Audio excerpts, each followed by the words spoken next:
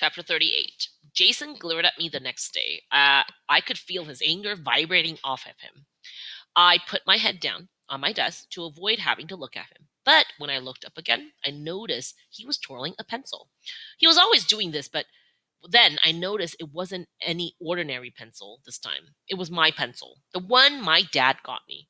Hey, give me that, I said, nearly jumping out of my chair. But Jason quickly held the sparkly pencil beyond my reach. I waved my hand frantically so that Mrs. Douglas could see what an emergency this was. Yes, Mia, Mrs. Douglas said.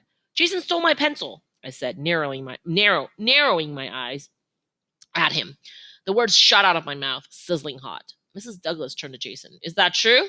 Jason, expert faker that he was, feigned shock and outrage. Of course not, Mrs. Douglas. This is my pencil. I would never take anything from Mia.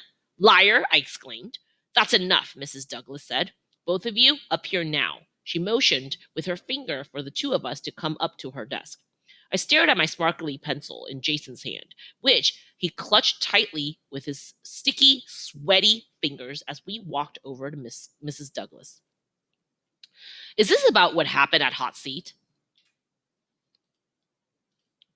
Mrs. Douglas asked. No, Jason blurted at the same time I said, of course it is. He's mad I won, I told Mrs. Douglas. So he had to take the one thing. Tears slammed into the back of my eyes as I tried to get the words out.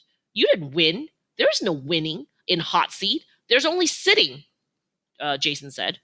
Give me my pencil. Give me the pencil, Mrs. Douglas said. Jason handed it to her. I watched as she turned it 360 degrees. I don't see any name on it, Mrs. Douglas said. That's because it cost $5.99, I told her. That wasn't a pencil. That wasn't a pencil. That was practically jewelry. You can't just write your name on a piece of jewelry. Exactly. Which is why it has to be mine, Jason pointed at me. You really think she can afford something that nice? My jaw dropped. What a thing to say. I'm afraid without a name on it, we can't tell for sure whose it is, Mrs. Douglas said. I sucked in my breath, preparing for the worst. Mrs. Douglas was going to keep the pencil for herself. I should have known. She'd probably had her eye on it for days.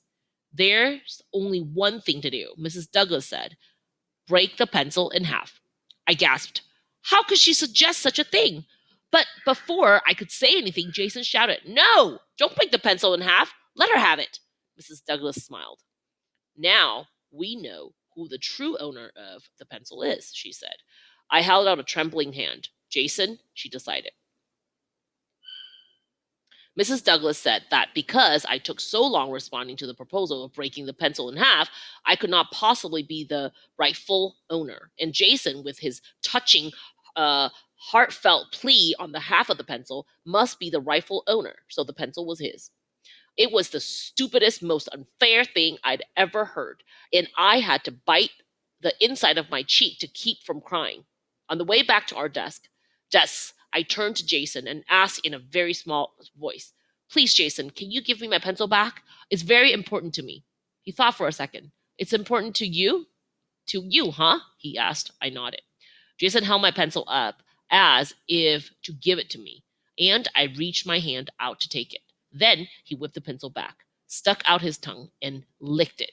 He licked my beautiful, sparkly pencil up and down with his nasty, evil tongue. I was so startled. I made a noise that came out as a half snort and half chirp, which only made him laugh. He stuck the pencil in his pocket right as the bell rang. School was over, and Jason walked off with the nicest thing I had.